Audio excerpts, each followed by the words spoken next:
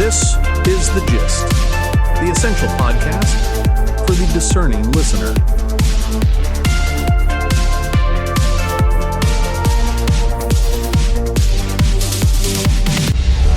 It's Tuesday, June 2nd.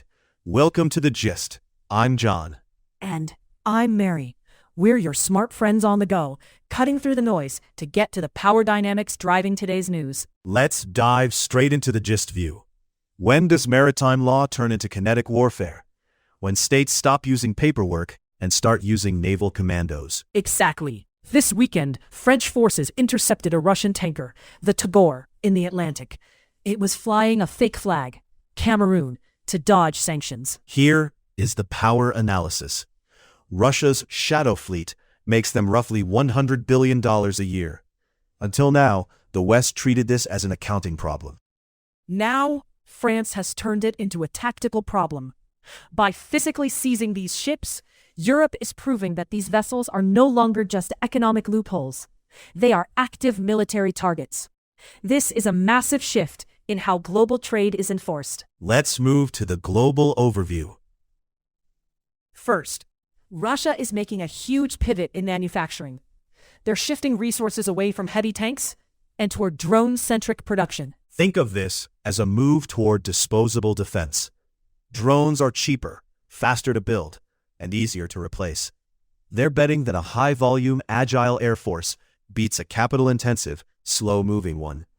It's a play for sustainability in a long-term war of attrition. Also on defense, the United States is reportedly discussing expanding nuclear deployments in Europe. Use the home security analogy here. It's not about actually setting off the alarm. It's about making the barrier to entry so high that the opponent decides it's not worth the risk. It's an attempt to reset the regional power balance. Turning to innovation, China is launching a state-backed alliance for space-based solar power. They are trying to bypass the bottlenecks on Earth, meaning limited land and grid capacity.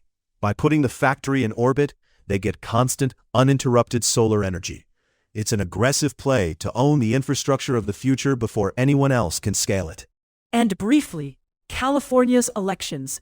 We're seeing results drag on for weeks. It's a design choice. The system prioritizes verification over speed. While that ensures accuracy, it creates a valuation vacuum. When the public has to wait, that space gets filled with speculation and distrust. Friction, by design, has a cost. Now, for the European perspective. The European Union's 21st sanctions package is narrowing in on the insurance networks for that Russian shadow fleet we mentioned earlier. Insurance is the true choke point. If a ship can't get insured, it can't dock at major ports. It's the invisible tether keeping Russia's logistics afloat. We're also seeing a concerning trend in corporate behavior. Buyback and fire. Companies are using cash to buy back their own stock to inflate their EPS, or earnings per share. That's just a fancy metric for how much profit each slice of the company is worth. To fund these buybacks, they're cutting labor costs. It's short-term math. They're trading their long-term operational health for a temporary bump in stock price. On a biological note, we're learning more about the biological debt of skipping sleep. It's not just feeling tired. Your brain's glymphatic system, which is basically its trash removal service, only works while you sleep. If you don't sleep, you don't clear the metabolic waste. It's a compounding miscalculation that leads to higher healthcare costs and lower productivity down the line. We need to stop viewing sleep as a luxury. Finally, we are tracking ongoing volatility. Strikes in Kyiv and the Levant continue to stretch defense assets and stall diplomatic travel. It remains a very high-risk environment. That's it for today's Gist. The temperature? Innovation is pushing into orbit to solve terrestrial limits. Society is struggling with the friction of slow institutional processes. And globally, we are officially moving from the era of penalties to the era of enforcement. Thanks for listening.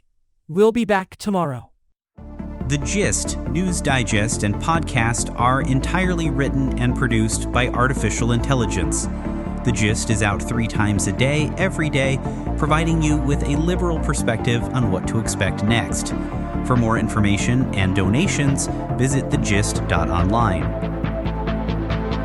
Thank you for listening.